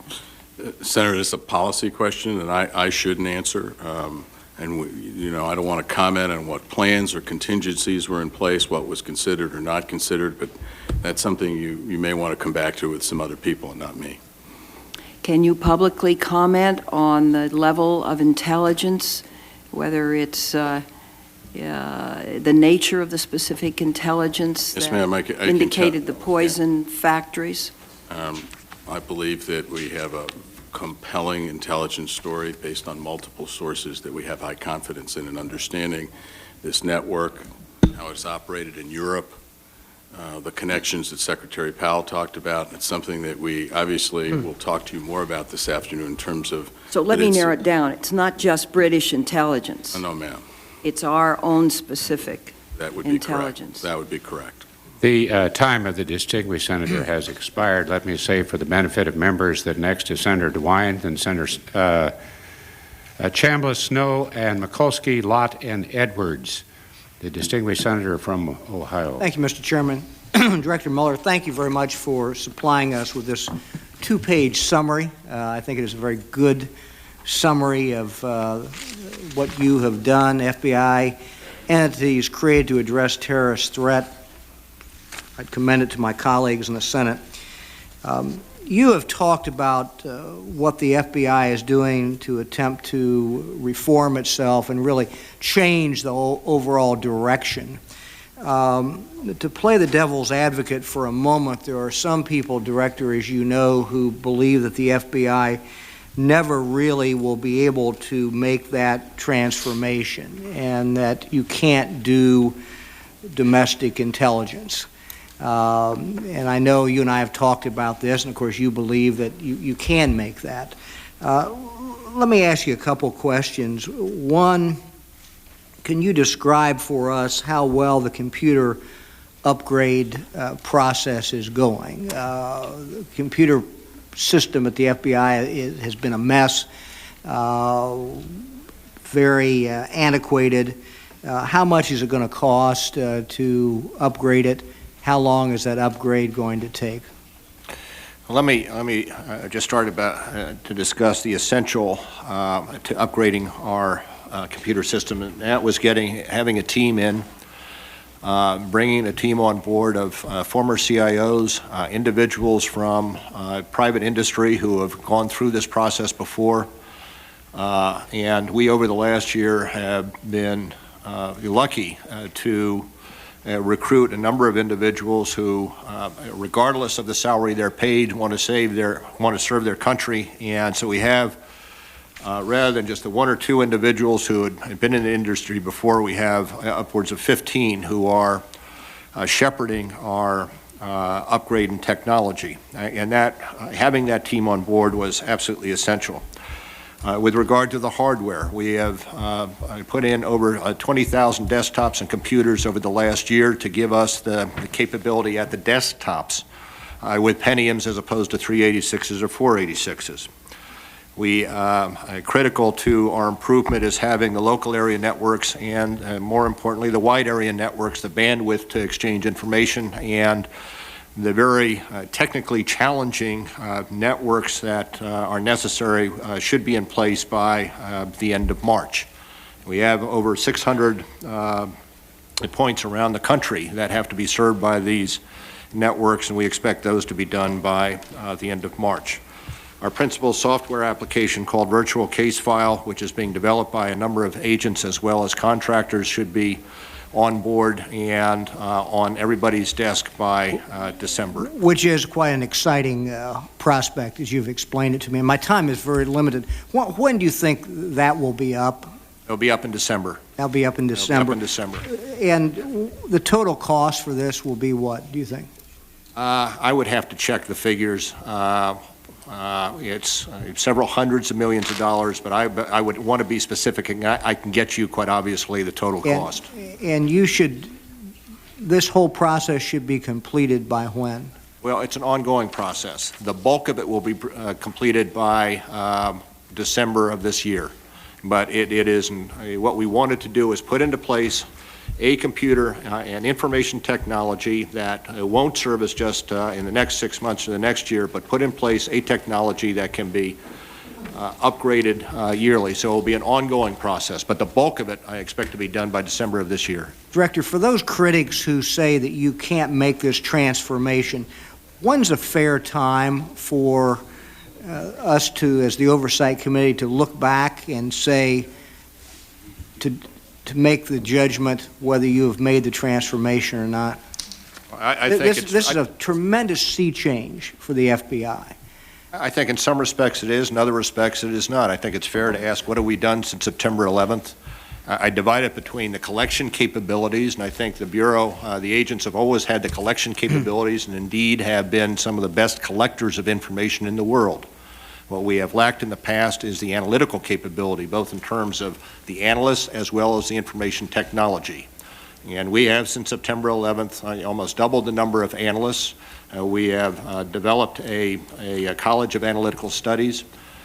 We have brought in, and George Tenet has helped us with 25 analysts to help us in the meantime on the analytical capability of the Bureau.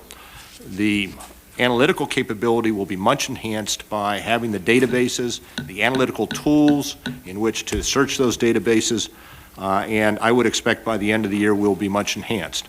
But the fact of the matter is, since September 11th, I think just about every individual in the Bureau understands that it is of foremost importance that the Bureau protect the United States against another terrorist attack. And that mind shift came as of September 11th. And the Bureau, I believe, has welcomed the opportunity to meet this new challenge as it has in the past met previous challenges. Thank you, Director, very much. The senator who has the privilege of representing the nation's #1 football team has expired. I would now like to recognize Senator Chambliss, and I would like to say, for the benefit of committee members having served with Senator Chambliss in the House of Representatives and watched him closely on his service on our House counterpart committee, it was Senator Chambliss and Congressperson Jane Harman who the Speaker of the House appointed to form up a select committee on Homeland Security. He brings to the committee a great deal of expertise. We are very happy to have him on board. Senator, you are recognized. Thank you, Mr. Chairman. And even though we finished third in the rankings, we'll be there next year. Gentlemen, as all of you know, a main focus of my work over on the House side over the last 2 years has been on the issue of information sharing. And I don't want to get into any of that now because I'm going to continue to pound this issue with you every time we get together. Bob, I see you've got, I know you're putting this bulletin out every week. I think that's a major step in the right direction. I hope it's not old news by the time it gets down to the state and local level. There is still a feeling out there, I will tell you, among local law enforcement officials about some hesitancy on the part of your field officers to dialogue with them on a regular basis, and we've still got some overcoming to do there. But I commend you on making the effort to let's make this dialogue more open. The other comment I want to make before I get to my question, George, you alluded to this in your statement with reference to the connection between Al-Qaeda and Iraq. I felt like that was the weakest part of the argument that Secretary Powell was going to be able to make last week, and I was frankly pleased to see that he came forward as much as he did with the Zarqawi pronouncement. Your statement today with respect to the Egyptian jihadists who are operating openly in Iraq, I think it just adds to the evidence there that there is a direct link between not just Al-Qaeda and Saddam Hussein, but the entire terrorist community and Saddam Hussein. I think that particular issue in and of itself is going to be the most sensitive issue that we've got to deal with, because we know that those weapons are there. We know that the terrorist community is there. Do they have their hands on these weapons, and are they going to use them? I think it's something that, frankly, I'm going to want to talk with you a little bit more about this afternoon. I want to ask you a question, though, that I get asked at home, and I hope you can all comment on this. And that is, once again, as Senator Warner alluded earlier to the statements that were made in the paper again today by some of our colleagues in other parts of the world, heads of other countries, relative to their not being convinced they're weapons of mass destruction in Iraq. They're obviously not on board with the full force that our president is. I know our president is right. We all know our president is right. We all know that there is a relationship in the intelligence community between each of your organizations and your counterpart in France and Germany and Russia and in every other country. Is there something we know that they don't know? Are we not sharing information with them? Why would these countries not be as strong as we are? Because the evidence is almost overwhelming. And if there's some lack of information sharing there, we need to know that, and I'd appreciate the comment of each of you on that issue. Sir, I don't know the answer precisely. I will say that we produced a white paper that became a matter of public knowledge. The British produced a white paper. The Secretary of State has laid out a fairly exhaustive case at the United Nations. I know that we talk to our counterparts. So there's an enormous amount of data that flows back and forth. I can't take you farther than that, sir. So the answer to the question is that the information that we have has been freely and openly disseminated with our supposed allies around the free world. So we've provided a great deal of information to everybody on this case, and that's as far as I can take it. Has there been any attitude or you notice any hesitation on the part of any of those countries with respect to the information that we've given them? I just can't comment on that, sir. I don't know. Thank you, Mr. Chairman.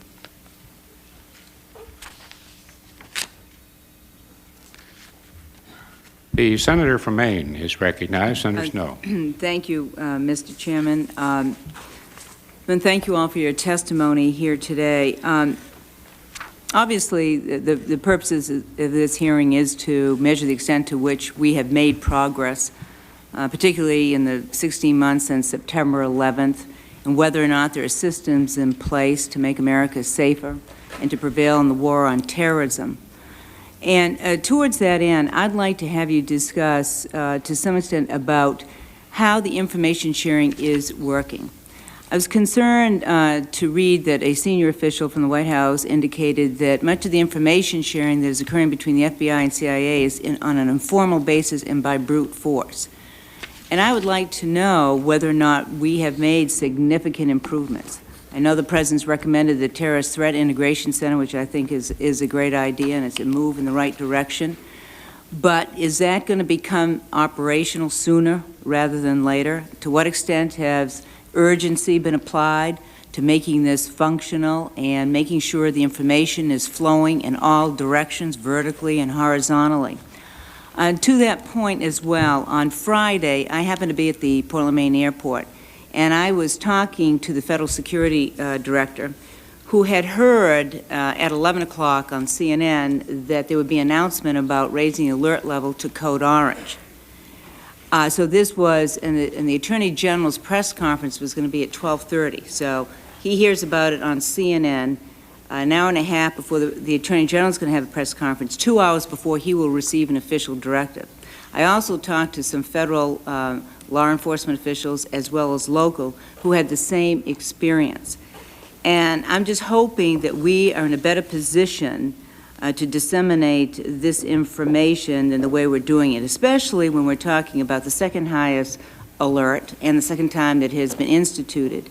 And also because security conditions maybe have to be attached to that, and these officials need to know first and foremost. So they're saying to wait and watch it on TV. And I just hope that we can improve upon this system. And I mentioned that to you today to ensure that doesn't happen, but also to know where we are in the information sharing. Because last week, before the code orange alert was issued, now these media reports may not be entirely accurate, but it seems to me that there was a lot of questions as to whether or not to even issue the alert.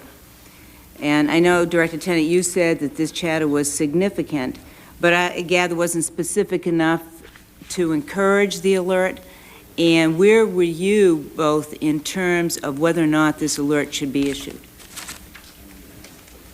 Well, I think it's fair to say that with regard to the issuance of the alert, we both believe that this is something that should be done. I mean, this is a story that's been pieced together. There was very specific and credible information. It was sourced well. There were multiple sources.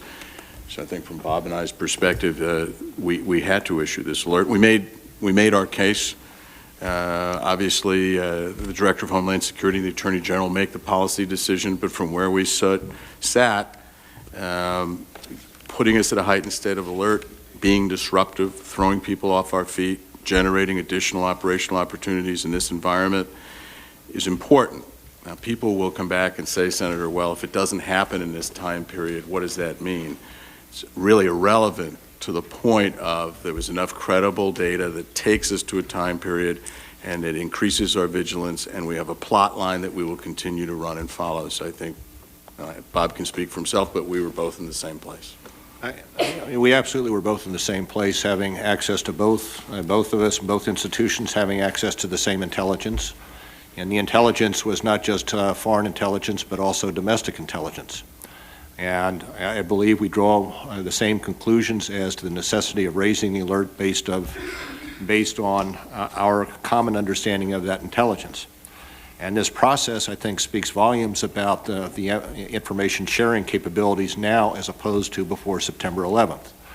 A situation like this comes along, not only do our individual offices exchange information that is culled from our investigations within the United States, but also information that comes from the intelligence community overseas. But also, as this process goes along, we individually and together discuss the import of the intelligence and what steps should be taken as a result of that intelligence. You'll also say that the process goes on daily. In other words, once the alert is raised, every day we look at it and look at those underpinnings or those threads of intelligence that led us to believe that the alert should be raised to determine whether or not the time has changed and that things have changed significantly enough so that the alert should be reduced to the lower level. I'd say, Senator, the FBI has done a great job of playing off what we provided and then giving it back to us, and real operational, real-time transparency on all this has been exemplary. So, I would say that we're making steady and important progress on data sharing. The Director's got an important initiative there in terms of digital communications, the packaging of data, the sending it forward, and I think it's going to get better and better. But we have a very important and seamless lash-up today that's going to get stronger over the course of time with the reforms that Bob has put in place and things we're trying to do with our law enforcement colleagues. The Senator's time has expired. Senator Mikulski. Thank you very much, Mr. Chairman. First, to everyone at the table, I know that with us being on such a high alert, and actually we've been on a high alert for a long time, we've just got a color called orange. I just know that you're under all the professional demeanor at this table. The emotional stress that you're under as you're working so hard to try to protect our country, and I want to say that to everybody who works for you. We know what you're going through, and I just want to say thank you. Thank you, ma'am. And in terms of the coordination, you know, we've already been on a high alert several weeks ago. It was called the sniper attacks. And first of all, Mr. Tenet, Mr. Mueller, and all other agencies that were involved, I want to say, as the Senator from Maryland, first of all, thank you. The coordination of the federal government with local law enforcement was outstanding. And the way it worked, the way we could find the sniper, the way we could track down the killer with every federal agency doing what it needed to do, the way we were able to work with the local law enforcement, and also to be sure that this was not an international threat. So we don't need to go into the mechanics, but I believe what was done there was really a model of communication and cooperation, not only in finding the killers, but also the way you worked with the local government. and also manage the fear. And I think Mr. Duncan, Mr. Moose, Agent Ball, BATF. So having said that, let me then go now to Agent Orange. I feel like it's Agent Orange. There's such a toxic atmosphere. With the threats that has been announced, the question is now, what should Americans do? There is a great anxiety here in the capital region about, one, what we've heard in the media, tape up your windows, et cetera, buy your water, to what is happening with the local law enforcement. And I wonder if, Mr. Mueller, you could comment on this, which is, number one, given this threat now, what is the FBI doing in terms of working with the locals? What more, using other examples now as models, what more could we be doing? Because while you're doing the threat assessment and communicating the information, the response needs to be local. And also the vigilance needs to be local, whether it's the Baltimore City Police Department, whether it's the Department of Natural Resource Police policing the bay around Calvert Cliffs, our nuclear power plant, along with our Coast Guard. What could you share with me about what's being done and how we could also improve it and also do it in other parts of the country? But I'll tell you, your Agent Gary Ball was really prime time. Thank you. All the agents. I do believe that when it comes to information sharing, that is yet another example of which we are changing as an organization and better utilizing our joint capabilities. And by joint capabilities, I mean the capabilities of the federal law enforcement with state and local. When it comes to responding to the threat, last Friday we sent out another what we call an NLETS with a package of suggestions in terms of what might be done to additionally harden potential targets. Through our joint terrorism task forces, we work closely with state and local law enforcement to identify potential targets in the region and to assure that those who are responsible for the security of those targets understand the threat alert and harden their facilities. As we go through this process of looking at whether or not to raise the alert, we try again through our joint terrorism task forces to keep them apprised of the intelligence that is coming in. Some of it, quite obviously, is very sensitive in terms of sources and methods, but to keep the Joint Terrorism Task Forces generally alerted.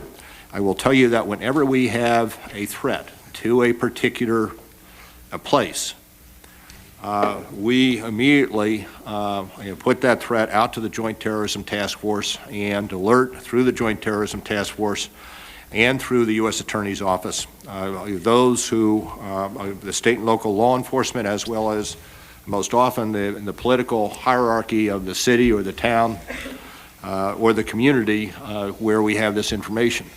So our belief being that those individuals who are responsible for the safety, the first responders, should have access to that information.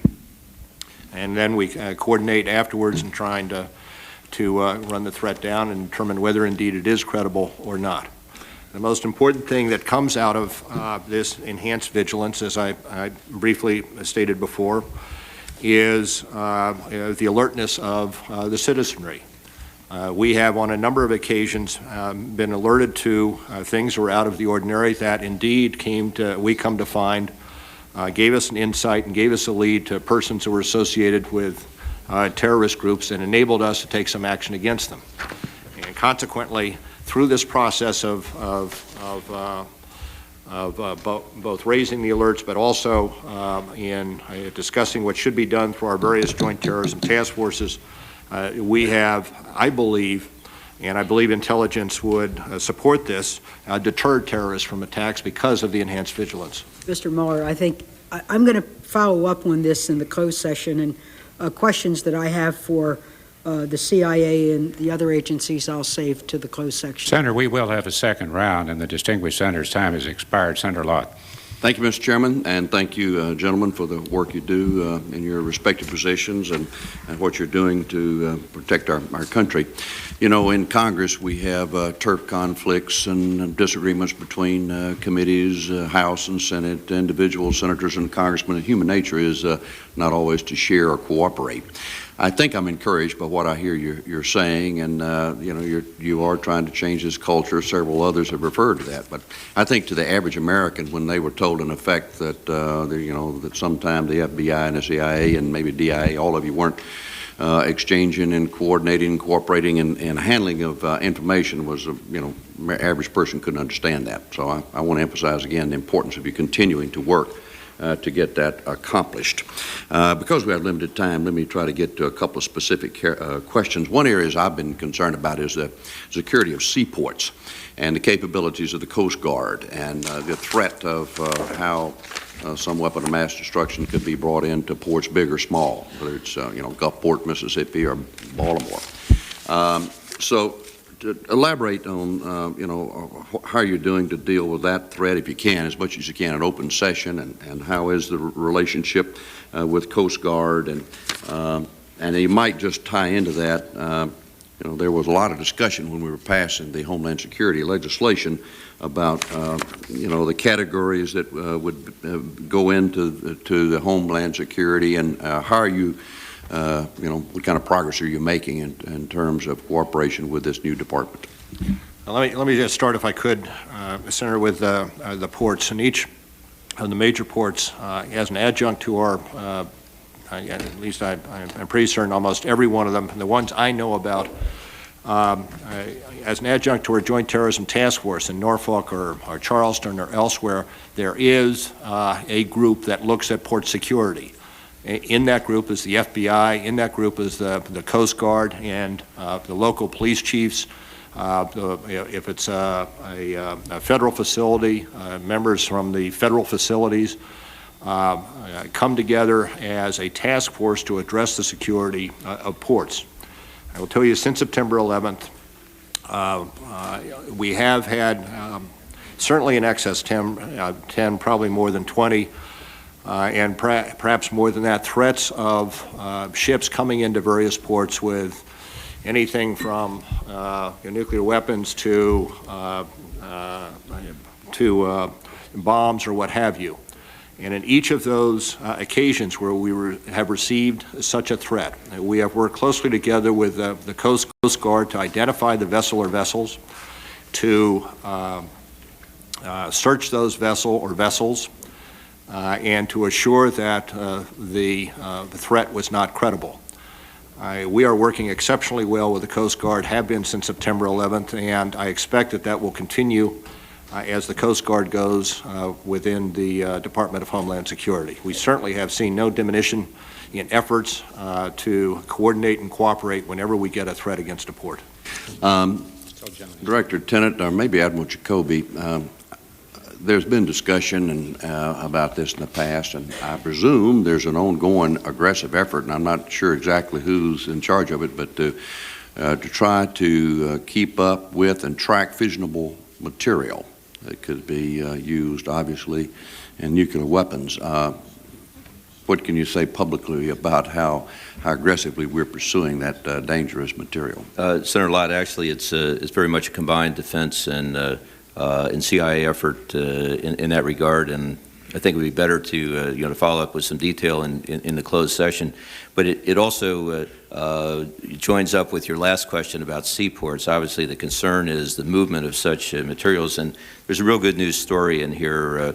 The Navy, through the Office of Naval Intelligence, has the intel community's responsibility for merchant marine and tracking of materials that are in those ships. That is a coordinated, consolidated, integrated effort with the Coast Guard, and there's some linkages in here that are really good news stories in terms of information sharing. Well, I've been surprised at some of the technology I found that we have. I'll ask more questions about that this afternoon. One final question, because I'm afraid that my time's going to be gone, but members of Congress are supposed to get briefings, and we do on occasion. Some of them are classified and very sensitive, but I found recently that I found out more about what's happening with the intelligence community in a book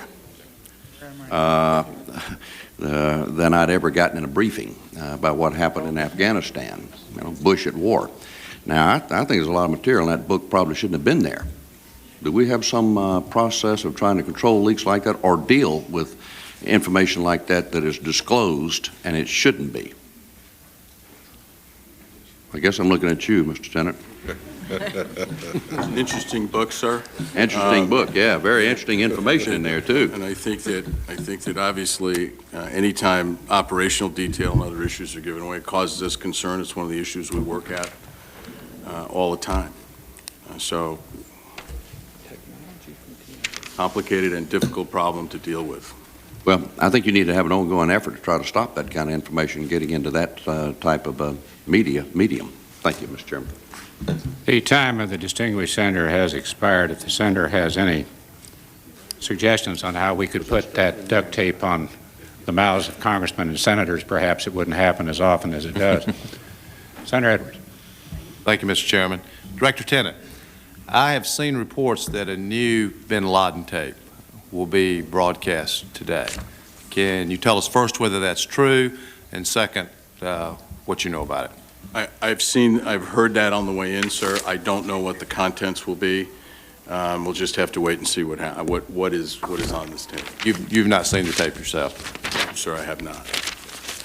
Nor have you received any reports about what's contained on the tape? I had some reports last night, sir, about the possibility that this would exist, but in preparing for today, I honestly have not spent any time looking at it. So we'll see whether it runs and what it sounds like.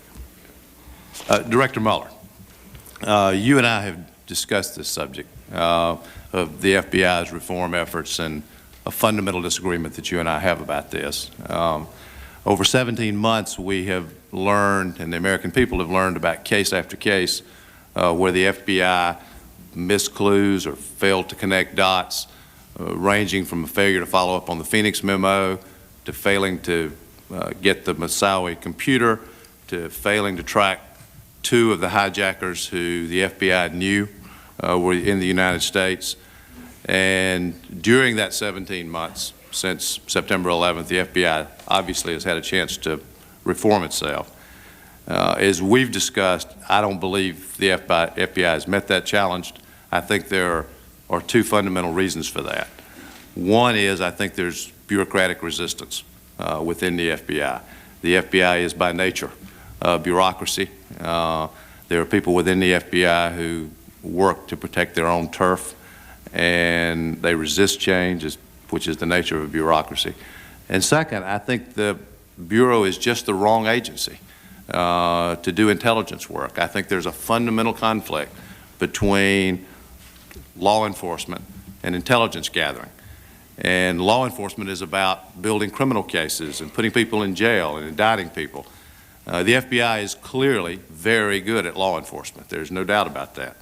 But law enforcement is not intelligence. Intelligence isn't about building a case. It's about gathering information and putting it together and seeing how it fits into a bigger picture. Now, as you know, I'm not the only one to reach this conclusion. There are many others. In fact, I believe all of the objective reviews have found that the FBI is not up to this task. Let me just quote some of them. First, the Markle Task Force, which was October of 2002, and I quote, said, "There is a resistance ingrained in the FBI ranks to sharing counterterrorism information. The FBI has not prioritized intelligence analysis in the areas of counterterrorism," end quote. The Gilmore Commission, December of 2002, quote, "The Bureau's long-standing tradition and organizational culture persuade us that, even with the best of intentions, the FBI cannot soon be made over into an organization dedicated to detecting and preventing attacks rather than one dedicated to punishing them." The Joint Congressional Inquiry, the report came out in December. "The FBI has a history of repeated shortcomings within its current responsibility for domestic intelligence. The FBI should strengthen and improve its domestic capability as fully and expeditiously as possible by immediately instituting a variety of recommendations." And finally, the Brookings Institution, in January of this year, said there are strong reasons to question whether the FBI is the right agency to conduct domestic intelligence collection and analysis. My view, as I've expressed to you, is that the FBI's effort at reform is too little, too late. I also think because of the nature of the FBI, that it will never be able to reform itself to do this job.